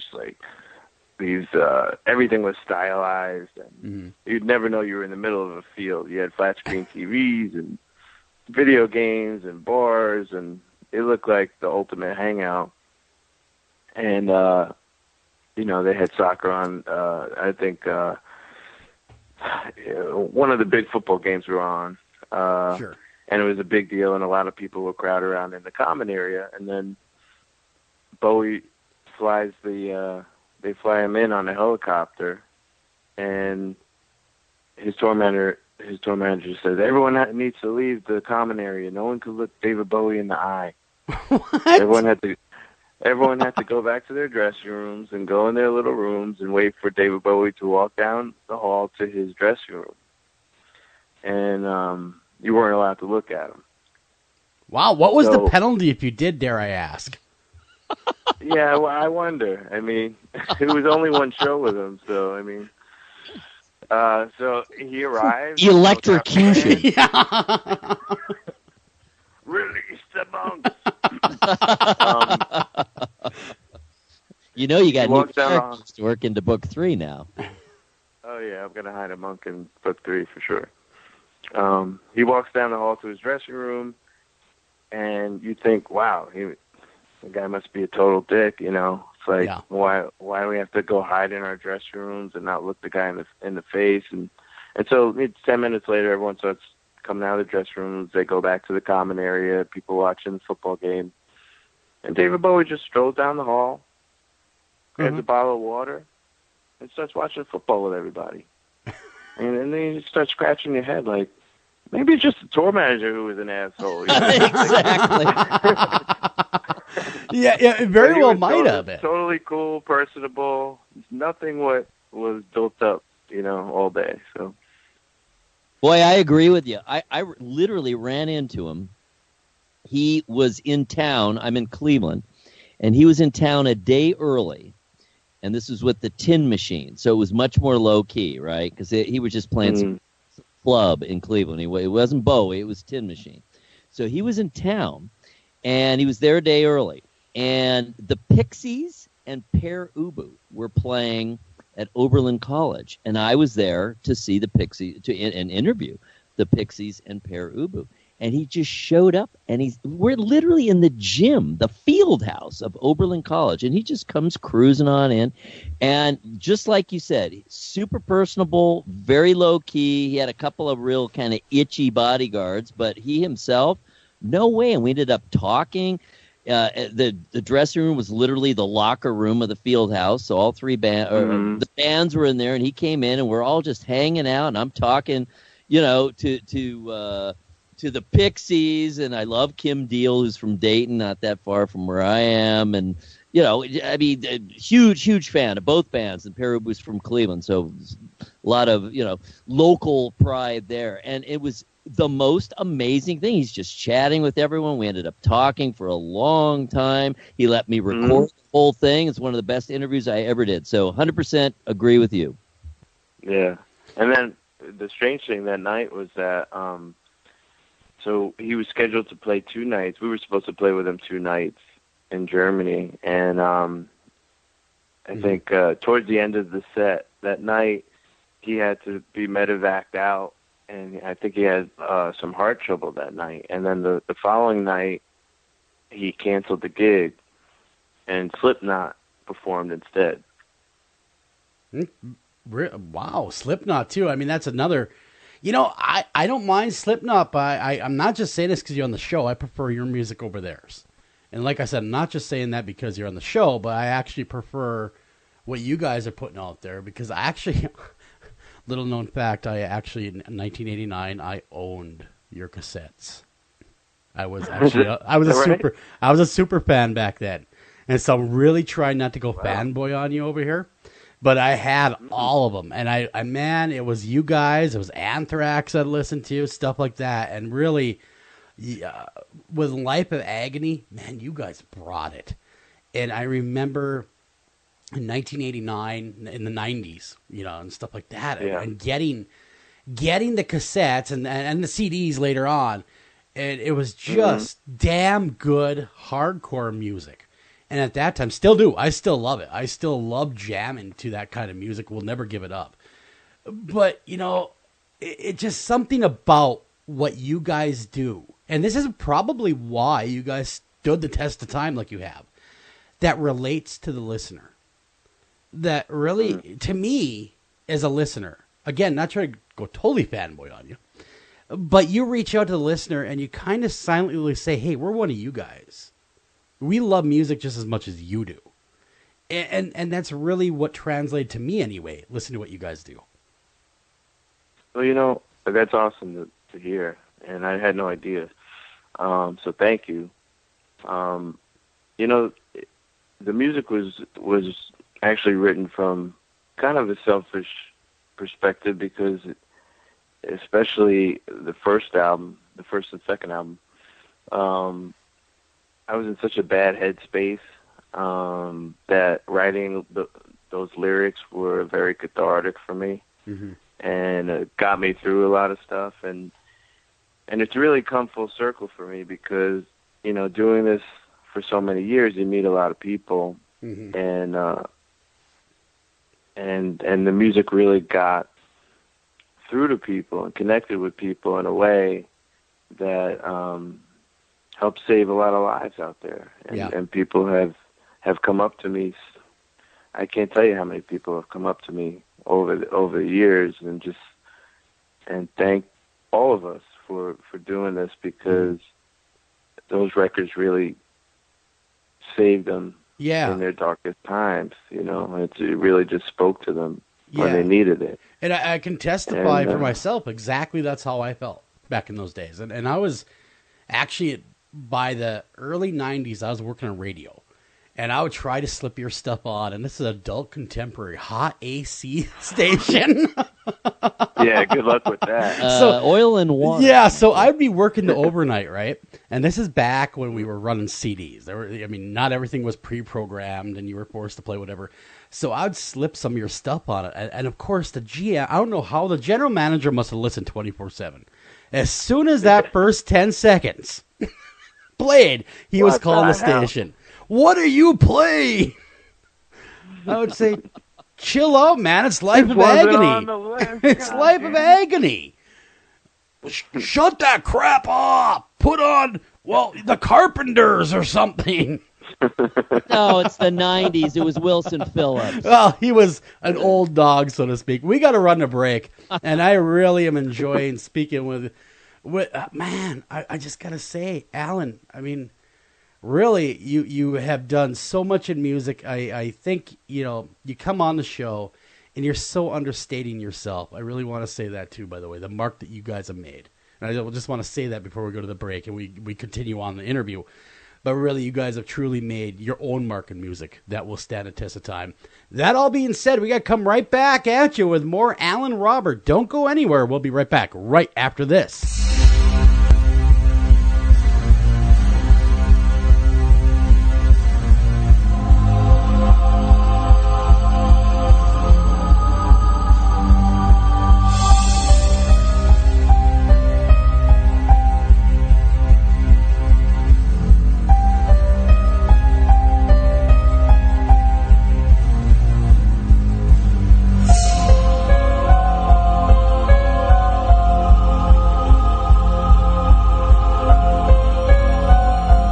After Hours AM will be right back after these messages.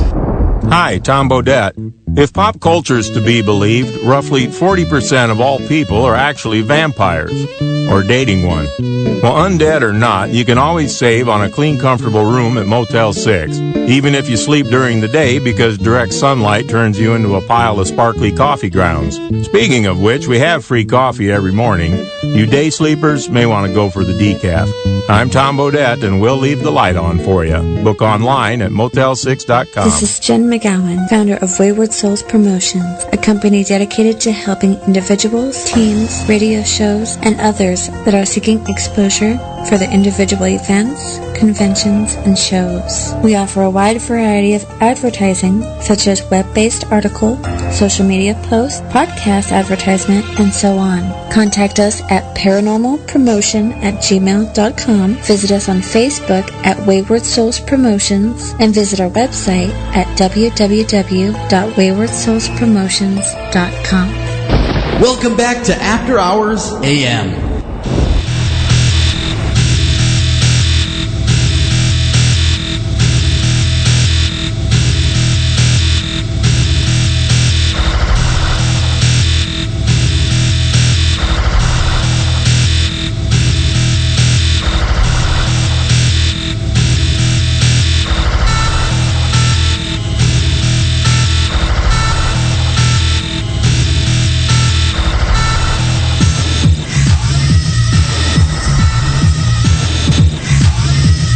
Welcome back to After Hours AM, everybody. I'm your host, Joel Sturgis, right along with me, Eric Olson. And we are, of course, speaking with Alan Robert tonight, and legendary bass guitarist, Alan and Robert. Songwriter. And songwriter, Alan Robert, and illustrator, and comic book, writer. I mean, you wrote these comic books. I mean, they're more than comic books. They're graphic novels is what they really are.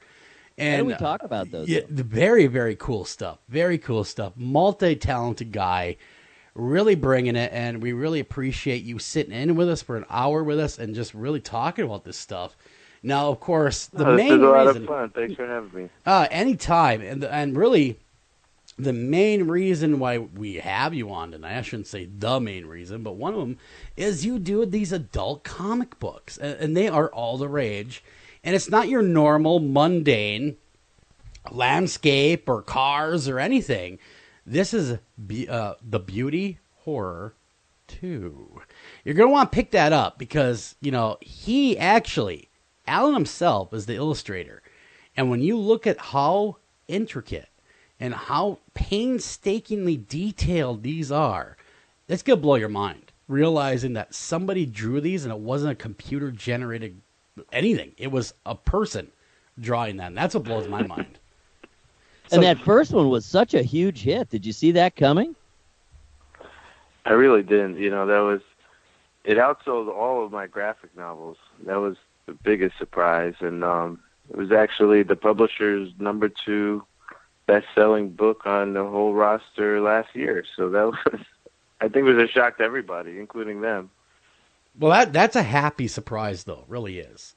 To have that happen, because that really speaks to a lot of people, and a lot of people enjoy what you're doing. But then there was also another graphic novel 4-part miniseries, Crawl to Me, which was published by IDW Publishing. They all are. Yeah, they are. And whose story follows a young family who was confronted with a series of disturbing events in their rural home. The first issue was released July 2011. And I got to tell you, I read some snippets of it. It is scary stuff. It's really scary stuff. It's really dark. That one in particular. That's the one that we're adapting into a feature film. And it's a really scary story. It's got a great twist in the M. Night Sixth Sense type of vibe. Mm-hmm. But going back to IDW and how I hooked up with them, I think it was the end of 2009, and the band started to slow down a bit, and I still had this itch to do my own comic books since art school, 20 years prior, and I was ready to self-publish my own story, and I had just started getting on Twitter at that time and following some of my favorite artists like Ben Templesmith, who did 30 Days a Night, and Ben was doing a new book at that time called Groom Lake with a writer named Chris Ryle. And I started following Chris on Twitter, and he started posting stuff about Motorhead. Yeah. And we had toured with Motorhead a bunch of times. And I had some great Lemmy stories, and we were trading, some stories. And I had no idea that not only was he the writer of this cool book that I found, but he was also the editor-in-chief of IDW. And I had just posted a little animated trailer for Wire Hangers, and I was about to self-publish, and he said, "You want to do it with us?" And they were like my favorite publisher at the time, and they still are. I mean, they put out some of the best stuff, independent stuff, including 30 Days a Night, which I love. Mm-hmm. And so that was just like hitting the lotto, They put out Wire Hangers as a 4-issue miniseries, and then they collected it as a trade paperback. And from then on, like every year, I would just hit them up with a new idea. And I've done several series with them, and leading up to Beauty of Horror last year, and now Beauty of Horror 2 this year. So it's just been great since I think the first one came out 2010. So I've been with them about 7 years now. Yeah, it's been quite a run, and it shows no signs of stopping. Well, as a writer and a quote unquote creator myself, though not in your league, my friend, that's such a golden relationship to find. That where you you have a place to go and take your creativity, and they're going to be into it, and they're going to dig it, and they're going to put it out there and promote it. That's a wonderful relationship to have. And it all started from metal. Mm-hmm. Naturally. Well, if Chris didn't make that tweet about Lemmy, I don't think we would be talking right now about all this. I never had a chance. We bonded over the music, so that was cool. I missed my opportunity a couple years ago to interview Lemmy, and man, I still kick myself because what a guy. You know, and iconic figure. Yeah, I couldn't even believe he made it to 70 years old. Think about that. And rocking that hard. I know, and what a loss. Yeah. You know, for metal. I mean, for music. We did the Ozfest 98, and we shared a stage with Motorhead every day. And we would walk off the bus in the morning, get some coffee, and there's Lemmy in his green Speedos and cowboy boots trying to get a suntan right outside our bus. We're like, hey, morning, Lemmy. I mean, there was nothing like waking up to Lemmy's ass every day. I love the smell of Lemmy in the morning. Now, was Lemmy the same on mic as he was off? Was it the same guy? Absolutely. Yeah. Because that's how he struck me too. I mean, you know, the short time, because I did talk to him briefly, like for 3 minutes one time when Ozfest was in Minneapolis, St. Paul. And he's like, oh yeah, you know, he talked. Yeah, kid, we'll do an interview. Don't worry. And then of course we never hooked it up, and that was years ago. And then I was talking with his publicist, and we're trying to get all the stars to align to do an interview.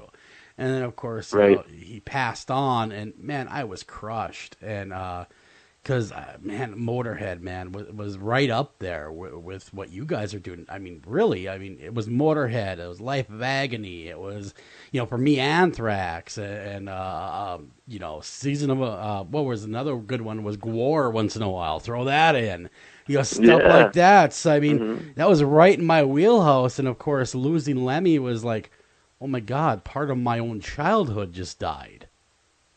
Yeah. Well, here's how old I am. I go back to Lemmy in Hawkwind. Wow. Okay, what is Lemmy in Hawkwind? That's where he started. He was the bass player in Hawkwind. He was the original bass player. I did not know that. I did not know that. He was only on the first album or two, and then he went out on his own way back. I mean, what's interesting to me about and unique about Motorhead is if you really kind of listen to the song structure, I mean, everything's crazy and loud and thrashy, but it's really kind of more like 50s rock and roll, just played really hard and fast. Yeah. And I love that. You know, I mean, that's the essence of punk, but they weren't exactly punk, but they were certainly punkish. And I mean, he transcended, you know, that's what was remarkable about him. It's amazing stuff. Hey, I had a thought, just a random thought while you guys were talking. I was scanning through the pictures again from the book, from the coloring book. I wonder how many people start off ambitiously, because we're talking 80-plus page books now for each of these, too. How many start and make it all the way through and really do color it? Because that's almost as ambitious as you writing it in the first place. You know, it's funny because I've never seen anyone start from the beginning and work their way in. They just kind of gravitate to certain images and then start coloring in those images. That would be a first. So no one, to your knowledge, has finished it top to bottom? No. Wow. Well, you know, in fact, someone offered me a ton of money to color a custom book every page and sell it to them. And I don't think I could do it. Yeah, I was going to say that. Even for that amount of money, even if I got the monks involved. Even the monks, yes. I think that would take a very long time. Yeah. Well, you know, Robert, you've also done, or Robert, Alan, you've also done a lot of TV. And let's see, I remember seeing you, where Person of Interest, am I correct? No. Well, there was some Crawl to Me posters in that's what it was. That's what I was trying to, because I remember I was watching on Netflix the other day, Person of Interest, and I remember seeing a reference to you guys that kind of, you know, flashed by quick.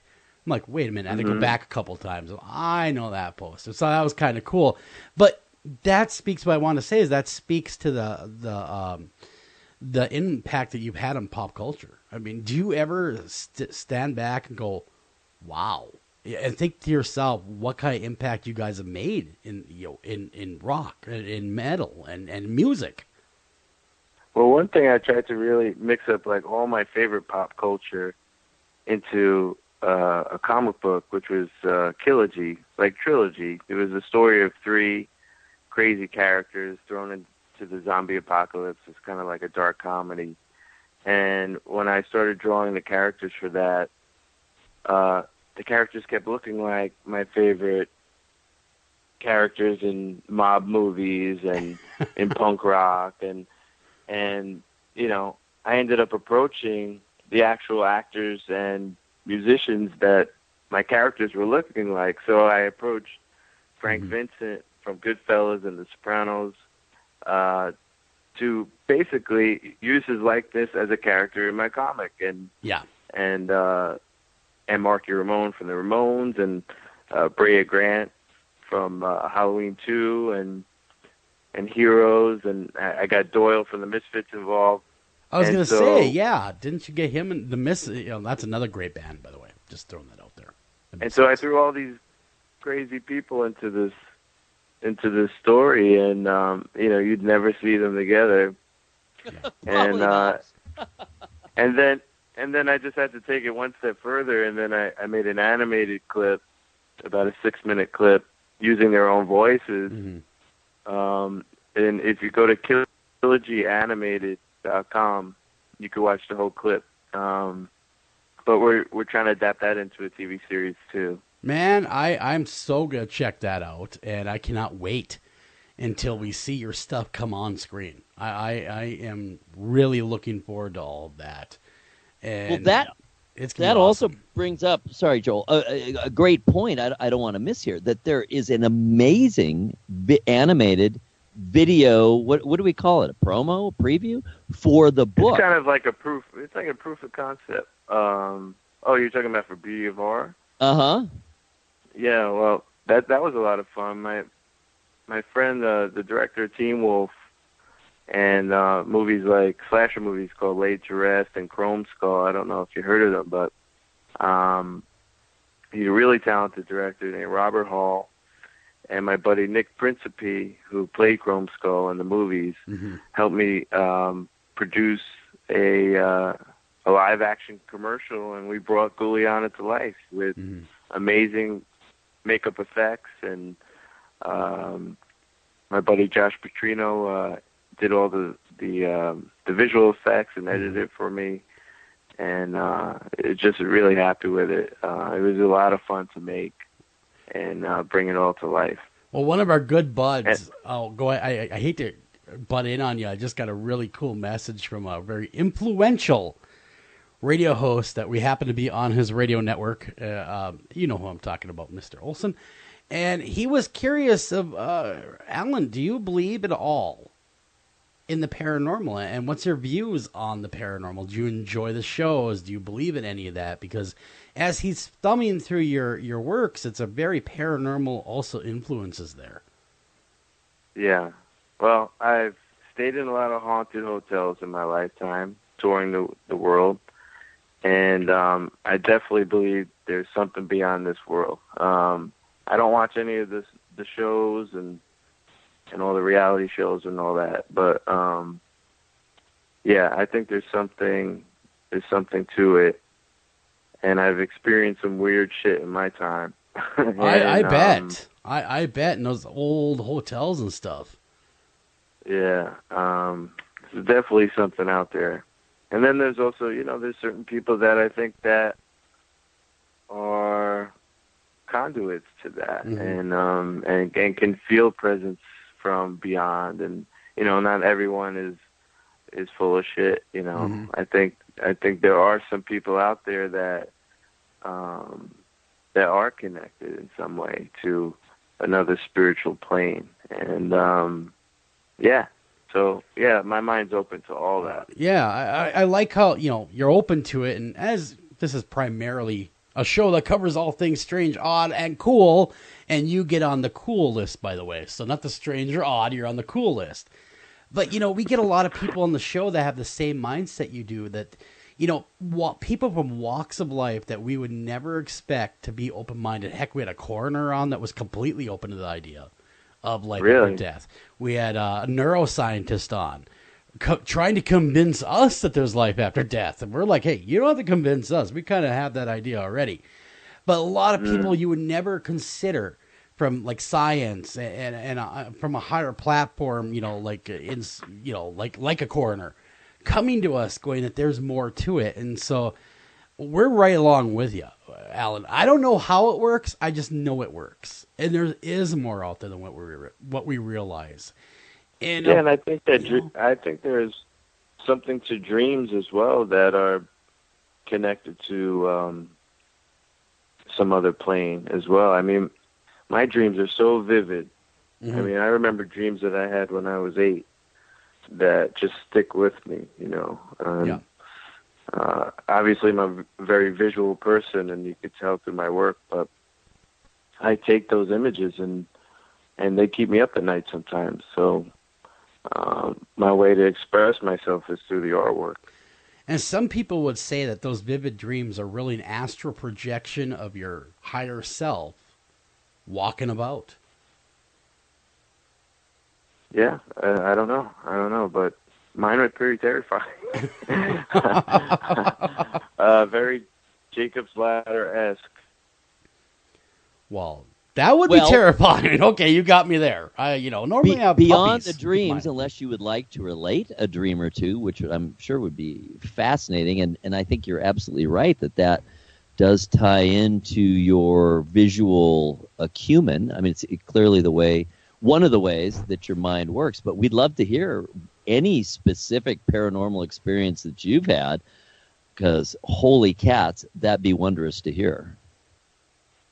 Well, we were nothing that groundbreaking, but we were in I'll call it a haunted hotel in New Mexico that we were the only guests there, and there was satanic writing in the closets and all kinds of backwards messages hidden throughout the rooms, and all kinds of crazy noises in the middle of the night, and winds, and the whole thing.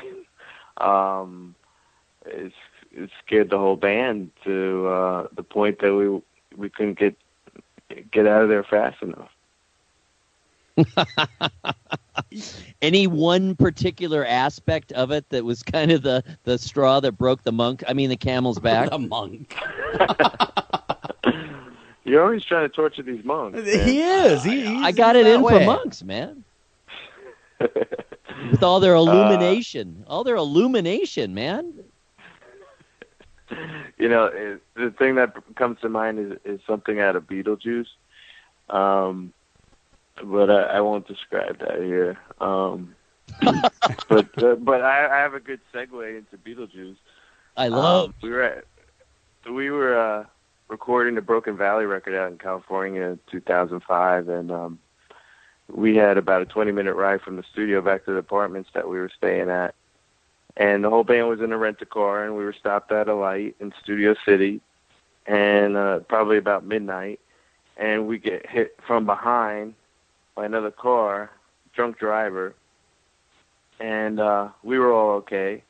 So we get out of the car, the guy's almost passed out behind the wheel, and being, Brooklyn natives, we went right up to him, took his keys out of the ignition, called the police. And long story short, it turned out to be the actor who played Otho from Beetlejuice. Not Otho. Remember Otho? Uh-huh. Hey, like, oh, man, I want to go. Exactly. What's Otho going to do? Viciously rearrange your environment? He was the decorator. Thing was, the LAPD didn't show up for 45 minutes. Oh, man. So we had to detain him at the scene, as he wanted to drive away. Yeah. Drunken.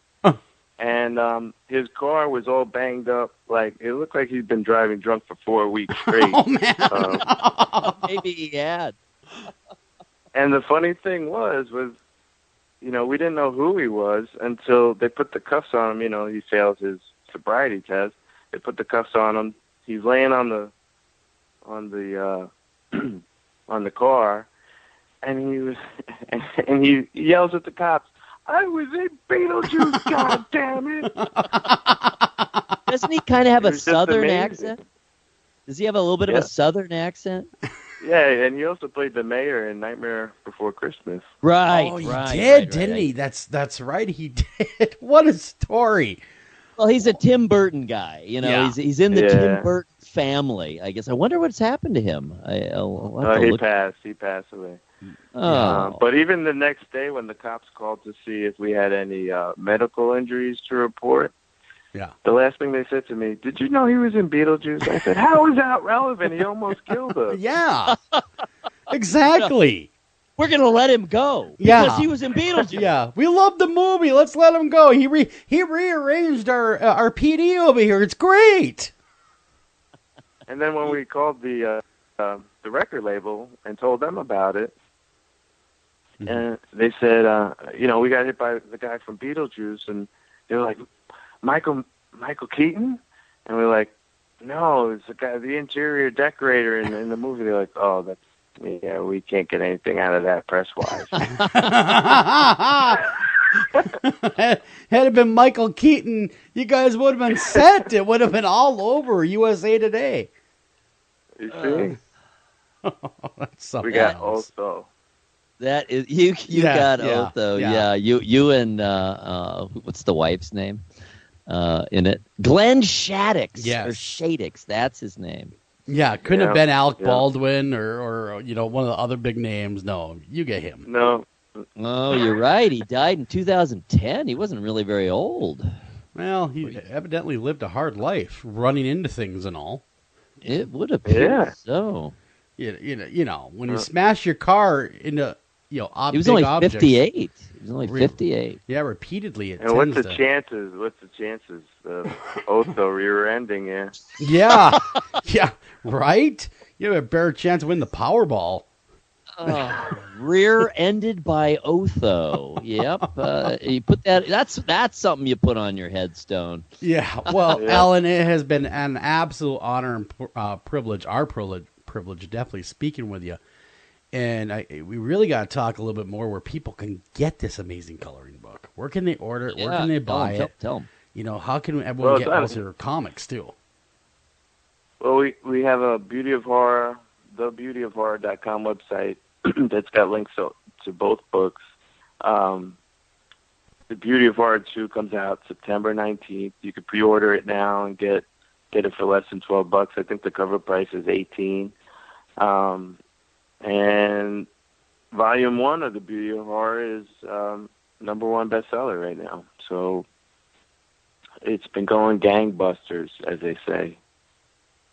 Man, that's amazing. But it's amazing work. It really is.